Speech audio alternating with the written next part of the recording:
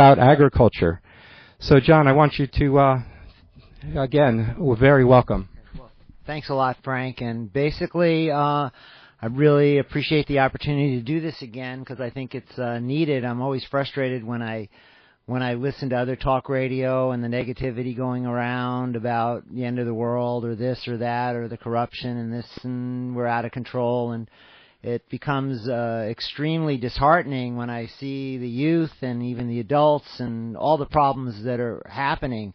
And in my own mind, since I've been thinking about this kind of stuff for about 40 years now, I realize that almost every problem we have now, literally, I mean, I challenge anyone to give me a topic that I can't bring back to agriculture, farming, secure self-sufficiency, sovereignty, security, whatever you want to call it, because the most important thing we can control, there's two things we can control: what comes out of our mouth, what we say, and what we put in our mouths, and what we eat, or what we breathe. We can't really control what we breathe. We sort of can, but what we eat is extremely important. And I've started a web page. It's not quite up yet. It's still under construction.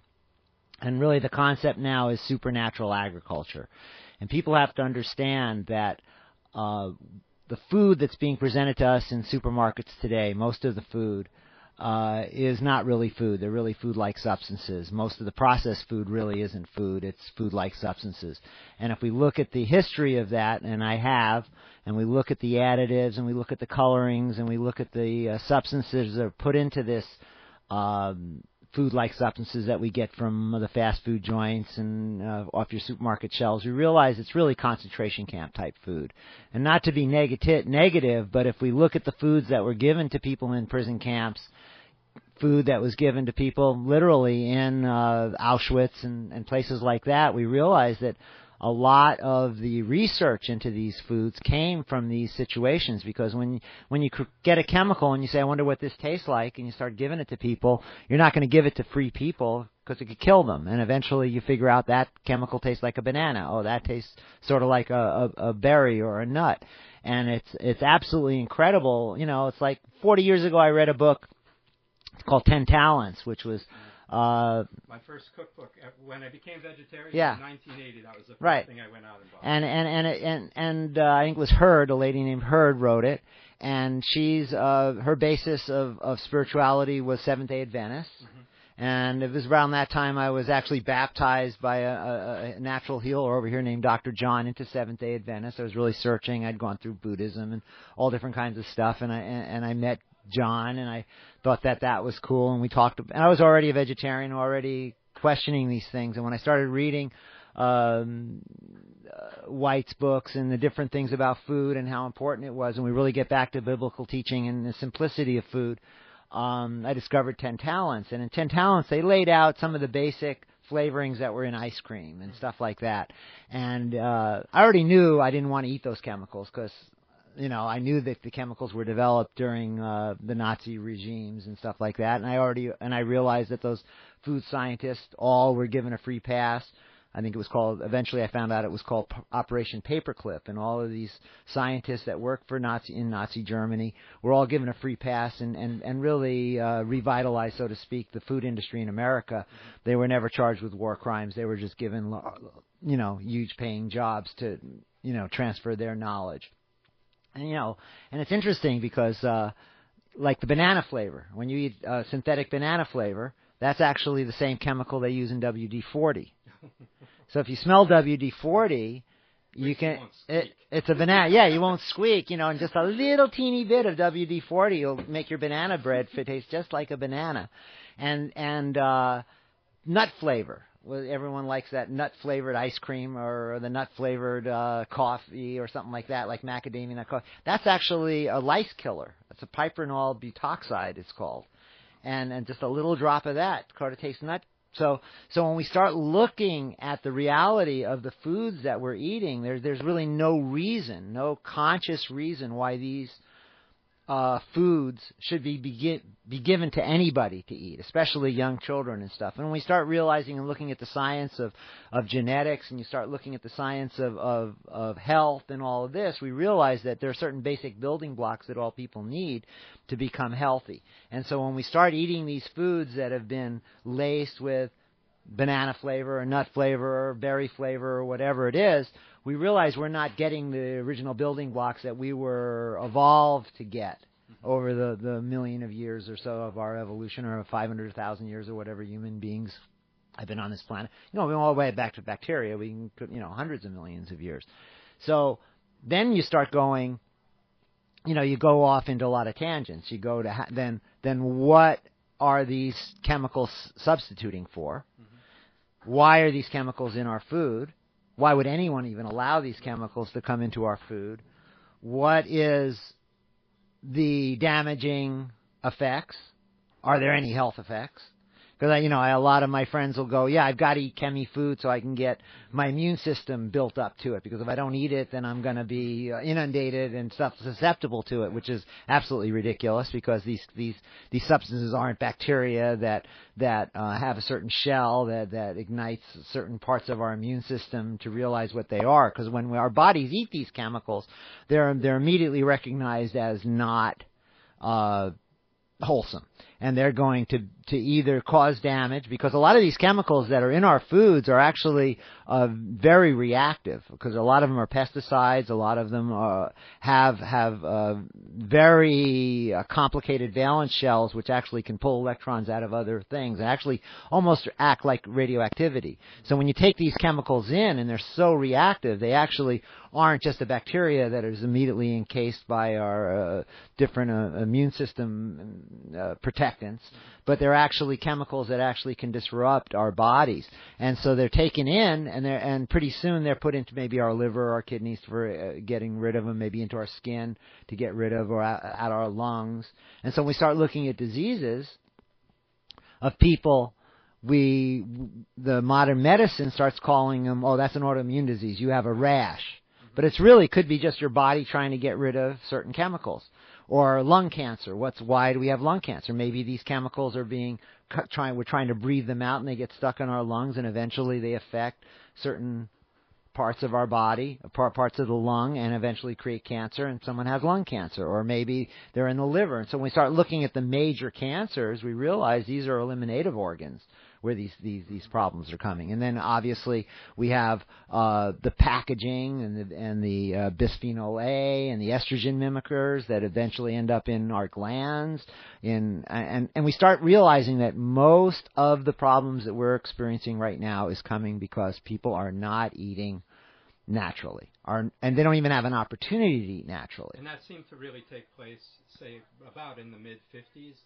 Would you say I would on a popular scale? Yeah, I would say we've got to look at it as it's a generational thing. I always look at everything 15 years. Okay, so at the end of World War II, 1945, I start my clock on the food and the agricultural game. End of World War II, huge amounts of chemicals were introduced into our agricultural community. The pesticides all came from nerve agents that were tested and used in Japan. So the Japanese were killing people with nerve agents all over Asia. And they even killed, the classic one was in the Philippines, and thousands of Americans were subjected to these nerve agents. And they were basically ATP disruptors. We call it parathion. I think one of the insecticides we use today is malthion. There are a class of chemicals called organophosphates. And one of the reasons I'm actually excited to do this show was about 2 months ago, and I try not to get angry about this because it's not healthy to be angry. There must have been a lot of things building up over the last 4 years. Yeah. But the big one was about 4 months ago when the whole run up to the possibility of having a war in Syria occurred, and the United Nations inspection team came out with this study that definitely chemical agents were being used against the population of Syria, and that we had to go invade Syria because of these chemical agents. And I read further on, and and I know they talked about sarin gas a lot, but the first indication of chemical use was the prevalence of organophosphate compounds in the soils in these battlefield areas. Now, it turns out that organophosphates are used regularly by everybody in America right now to kill insects. Mostly, 99% of these insects are harmless. Malthion, chloridane, I think heptachlor comes out of that whole group. All of the basically insecticides are all ATP disruptors. And so if we were to go into someone's backyard in Hawaii and a United Nations team came into Hawaii and did soil samples, their conclusion would be we're in the middle of a chemical warfare conflict. And there'd be no doubt about it. And when you start looking at organophosphates and the prevalence of organophosphates in the food chain because of the amount of insecticides that are now used by conventional agriculture, you realize that everybody's ATP is being disrupted. And when we start looking at what ATP disruption is, that's the mechanism. I'm going to simplify everything here. If someone wants to get more complicated, just, keyword, go look at ATP. But basically ATP is the energy. It's adenosine triphosphate. It's the molecule in our nervous system that allows energy, chemical energy, to be turned into electrical energy that allows our nervous system to work correctly. And when ATP is disrupted, it can start out with lethargy, headache, almost any kind of, it could even be depression, it could be anxiety, it could be a lot of things. And so when I start looking at a lot of the abuse that's going on in America, sometimes I think it's just the effect of chemicals on people. People have different reactions. This is the issue that we're in. When you eat something, an apple with a bunch of malthion on it, you're not going to sit there and die and think you were in a war or something like that. The effects are very subtle on 99.9% of the people. On some people, it could be very acute, and they could all of a sudden have a reaction, but they're never going to link it to that apple. So people are having reactions all the time, but it's impossible to link it to these things.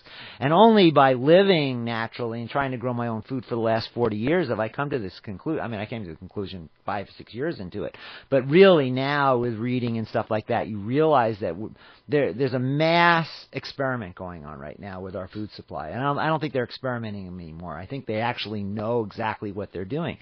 But I encourage everybody I meet to begin experimenting by eliminating certain chemicals and certain foods out of their diet. And if they, and obviously almost impossible now for people to get organic food that they know where it came from, because I don't even trust organic food anymore. The American Indians called it closing the hoop. It's really important as a human being on this planet to know where your food comes from. So to establish relationships with the people that are doing the hunting or doing the farming or the rearing of the animals, maybe if you eat meat and stuff like that. But it's important to have that personal connection and to understand what's going on. It's called closing the hoop. It's called being responsible. It's called being a human being on this planet. Unfortunately, people have lost track of that. And this is why I've kind of created this umbrella of supernatural agriculture, because I see the act of eating your own food, of preparing good food, of sharing food, of growing healthy food, of raising children in a healthy, wholesome environment as a spiritual act. Absolutely. And unfortunately, I think that's been been ripped from us. It's been taken from us. So let's get back to additives and see, and just on that level, let's talk about the spiritual implications of additives. When we eat a red apple, an organic red apple, okay, there's something in our body that says that red apple is going to be good for us. That red color is actually a phytonutrient, and it's an antioxidant, and it protects us. And that red apple, that color was created in conjunction, it evolved with human beings to attract us to it, because that red is healthy for us. Now, what's it do for the apple? We live on a planet, a little teeny speck of dust, swirling around this incredible star called the sun. Spiritually, people could call the sun of God. They could say the consciousness of the sun is Jesus Christ. They could call the sun the consciousness of the sun is Krishna. They can call it anything. So there's a spiritual aspect to the sun. There's a consciousness. That sun, that energetic that's now bathing the earth, okay, can kill us because it's highly radioactive.